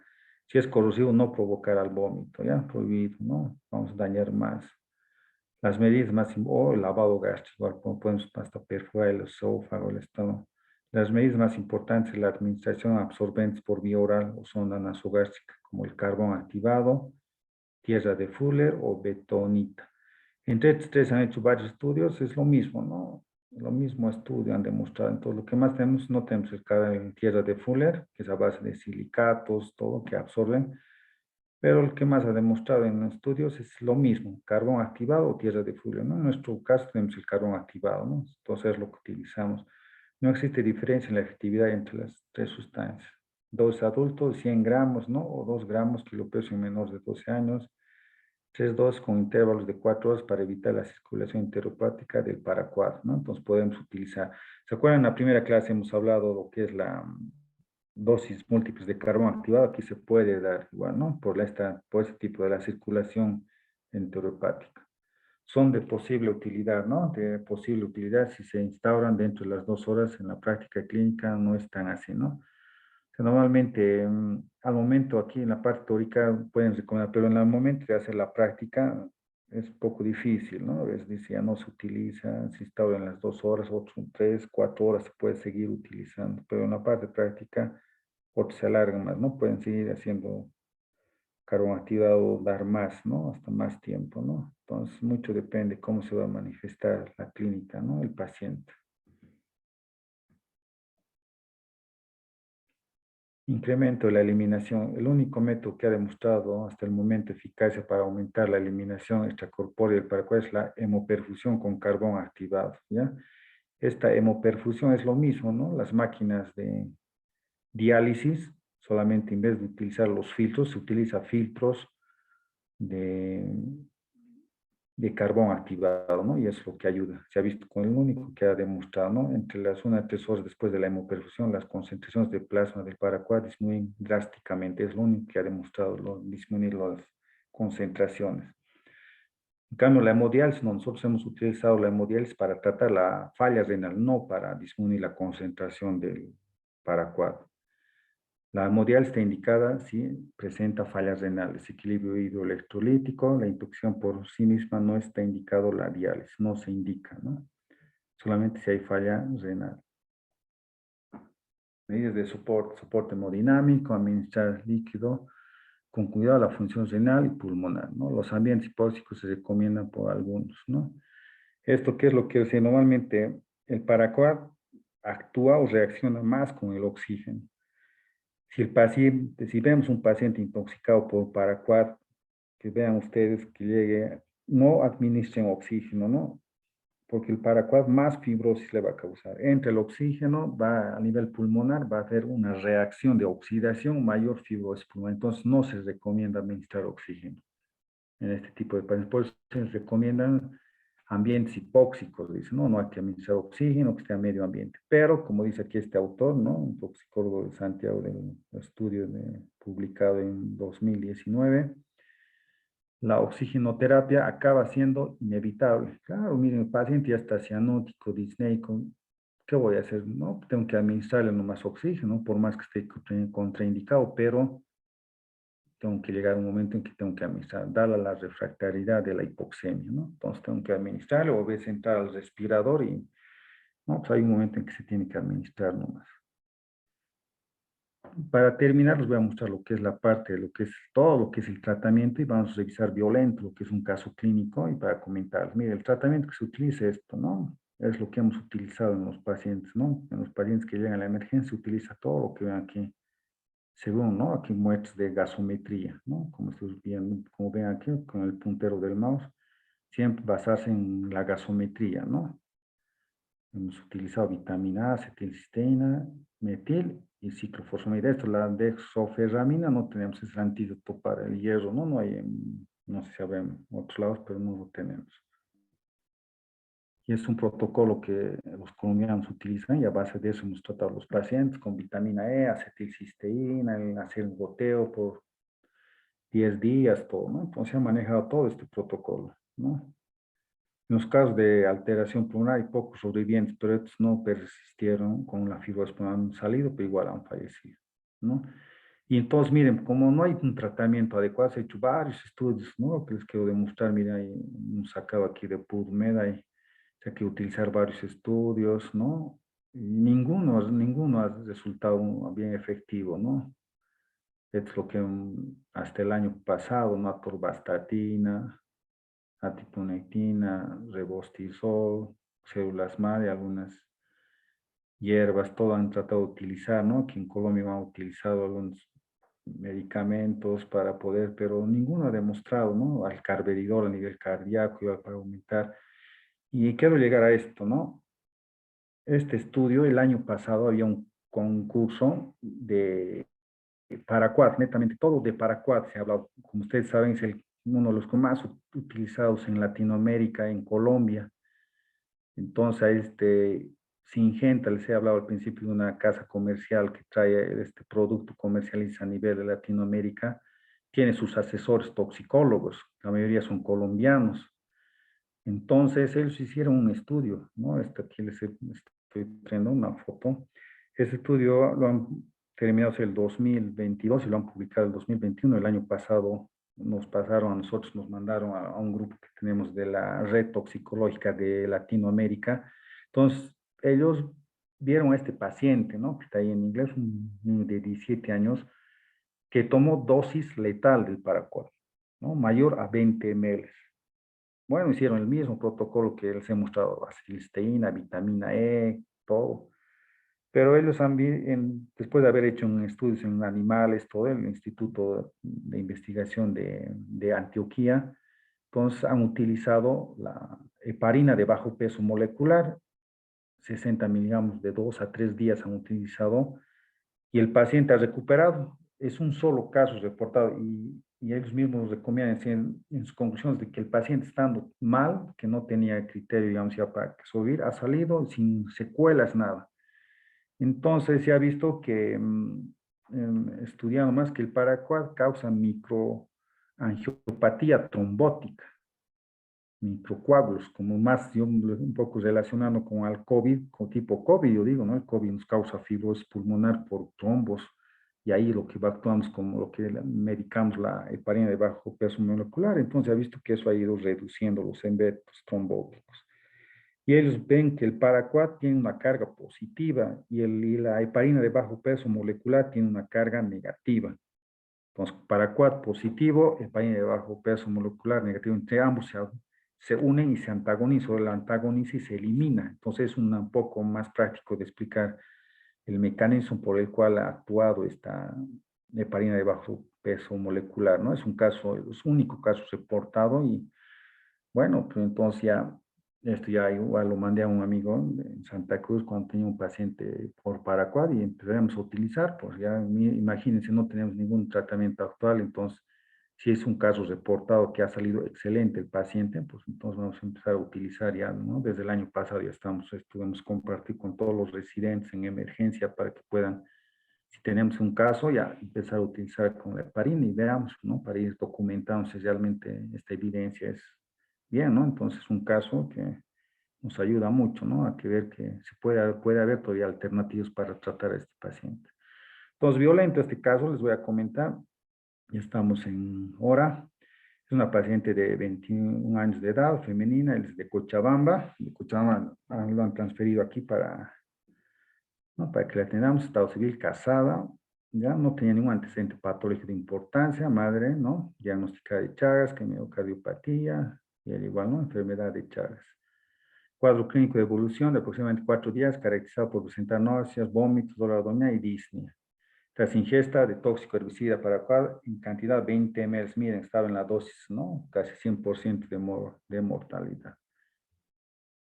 Centro de salud, Calapampa, lavado gástrico, hemos dicho que normalmente no se recomienda hacer por la lesión cáustica, quemadura que causa, ¿no? Luego fue transferido al hospital de Villa Tunari, eligieron que no, que se vaya a un hospital más grande, fue al hospital de Miraflores. Entonces el paciente estaba internado, creo, 1 día, 2 días después, creo que por familiares todo, se vino aquí. Entonces le mandaron, se fue a internar al Instituto Gastroenterológico Boliviano-Japonés, estuvo 3 días internada.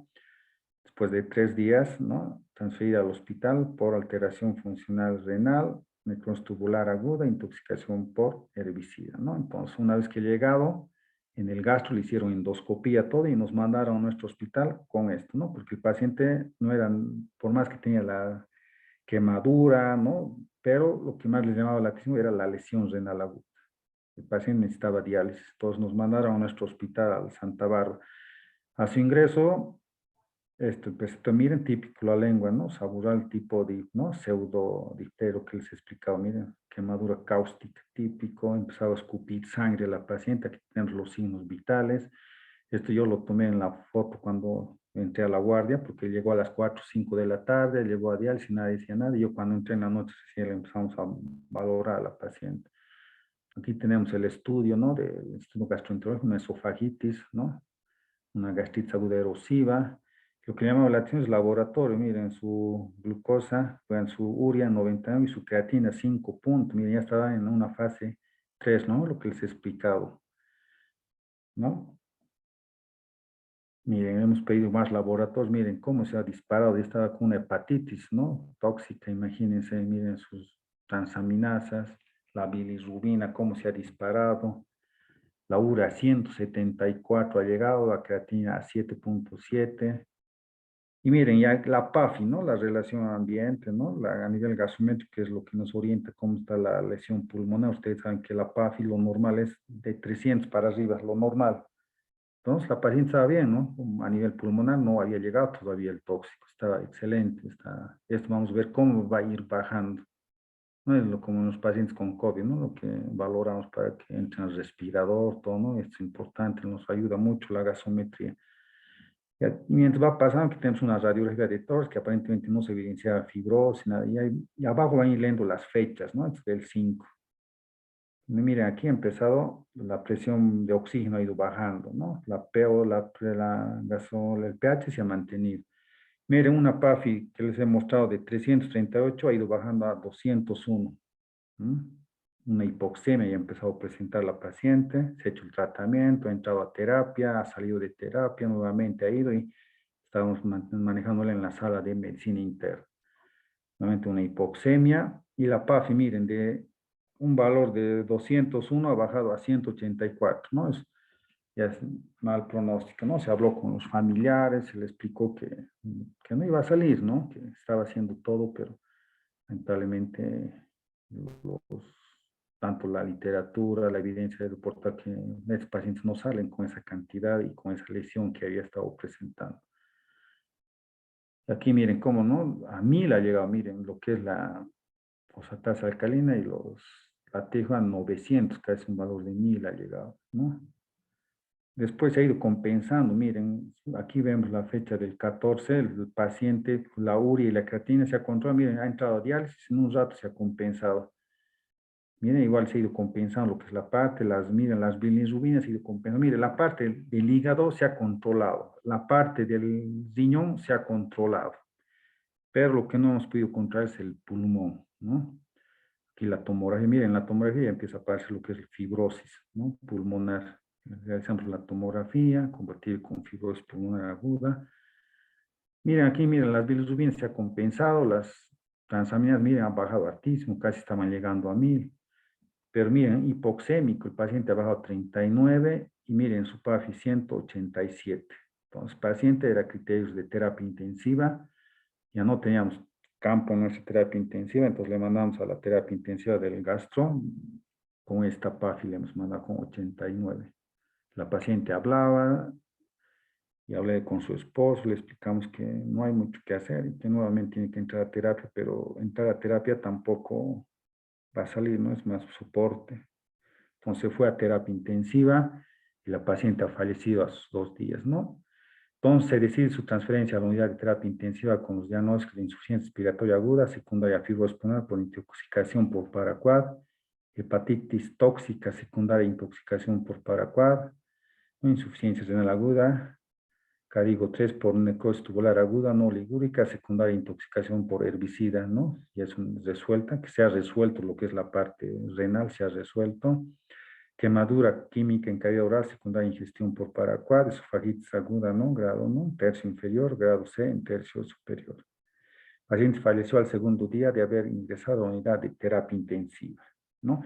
Entonces, estos pacientes no salen nuevamente de paraquat, ¿no? No salen, se hace todo el tratamiento. La paciente estuvimos casi 15 días, 10 días, el paciente pensábamos que iba a salir, ¿no? Porque iniciamos con todo, pero la fibrosis pulmonar es lo que no lo ha dejado, ¿no? Entonces, este nuevo trabajo que han mandado los colombianos con la heparina de bajo peso molecular, que es actual, yo lo puse recién en la presentación, entonces para que eso nos ayude, ¿no? Tal vez si en un caso se ha recuperado, puede ser que nos ayude mucho de aquí en adelante utilizar la heparina de bajo peso molecular en estos pacientes y ya no tengamos que lamentar, ¿no? Porque la mortalidad sobre la cantidad arriba de 20 meses, el 100% fallece.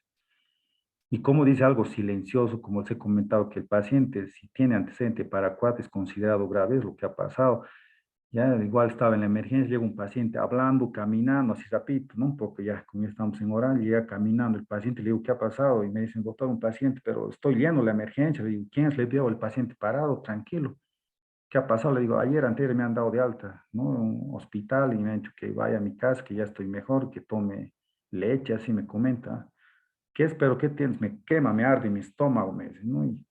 Pero está lleno, ¿qué hacemos? Y justo un paciente se va al día, de una vez ahí lo metamos y veamos qué pasa. Entonces echa el paciente, le empiezo a decir, ¿qué ha pasado? Le digo, sí, he tomado pues no me dice, no he tomado uno para plantas y bueno, en el hospital me han dado de alta, estaba 3, 4 días internado, me dice.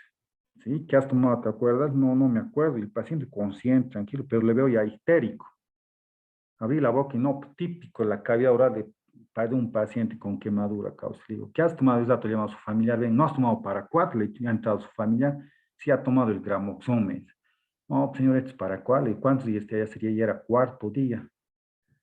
No, pues el rato le hicimos laboratorio, estaba con hepatitis ya, ¿no? TGO, TGP casi llegando a 1000, con falla renal, mal el paciente, ¿no? Con criterios para diálisis, ya estaba haciendo una acidosis, le llamé no, con el de terapia intensiva, le llamé al médico de nefrología, ¿no? Todo un equipo, ¿no? Multidisciplinar, ¿qué hacemos? Le he explicado al familiar de que su pronóstico era reservado, por más que entre a terapia, que salga de diálisis, no iba a salir el paciente, ¿no? Entonces, han sido conscientes, se ha compensado un poco y se lo han llevado, ¿no? Entonces, el paciente ha fallecido, ¿no? Entonces, el paraquat es, ¿no? Dicen, es un plaguicida que no es a nivel de la tierra, todo desaparece, no es es biodegradable, pero cuando se maneja mal, ¿no?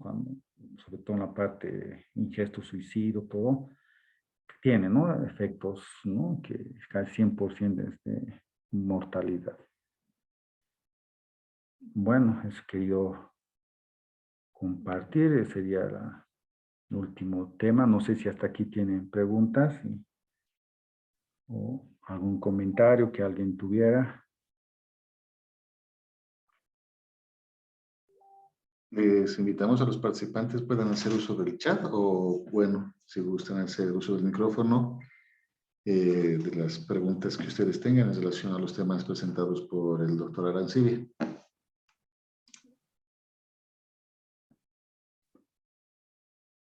Bueno, un poco más de hacerles recuerdo que hoy pasamos 1 hora y media, el próximo viernes, que sería 14, igual vamos a pasar 1 hora y media, así ya con eso terminamos lo que es todo lo que es este módulo, lo que es la parte clínica, y ya el próximo van a tener más tiempo para el examen, ¿no? Yo creo que en eso vamos a quedar, ¿no? Yo creo que están de acuerdo todos. Muchas gracias, doctor. Yo de igual forma voy a pasar el mensaje por el grupo para aquellos participantes que no han podido estar el día de hoy con nosotros. Le deseo éxito en el trabajo que tiene, que es arduo, y por eso mismo estamos pasando esta nueva comunicación a los participantes. Sí, sí es un poco, ¿no? Para aclarar a los colegas que están participando. Esto de la pandemia un poco nos está quitando tiempo y como comentarles que estoy lo que es con la jefatura, lo que es el área COVID, lo que es medicina interna y terapia intensiva y están empezando a más programar reuniones virtuales porque ya se está suspendiendo todo lo que es las reuniones presenciales y justo hoy día tenía una reunión igual a las 8 del Consejo Técnico. Entonces, al próximo viernes igual tenemos otro y toda esta semana se va a ir programando. Entonces, por eso yo he pedido que terminemos en 2 clases para pasar 1 hora y media hoy y la próxima y con eso completamos lo que es las 4 horas, ¿no? Es correcto, doctor. Ya. Bien, al parecer, Listo. doctor Arancibia, no tenemos preguntas. Nuevamente le agradezco la ponencia del día de hoy. Y bueno, desearle salud conjunto a toda la familia, igualmente a los participantes. Listo, muchas gracias. Igualmente, buenas noches a todos. Hasta la próxima clase. Buenas noches. Muy buena noche.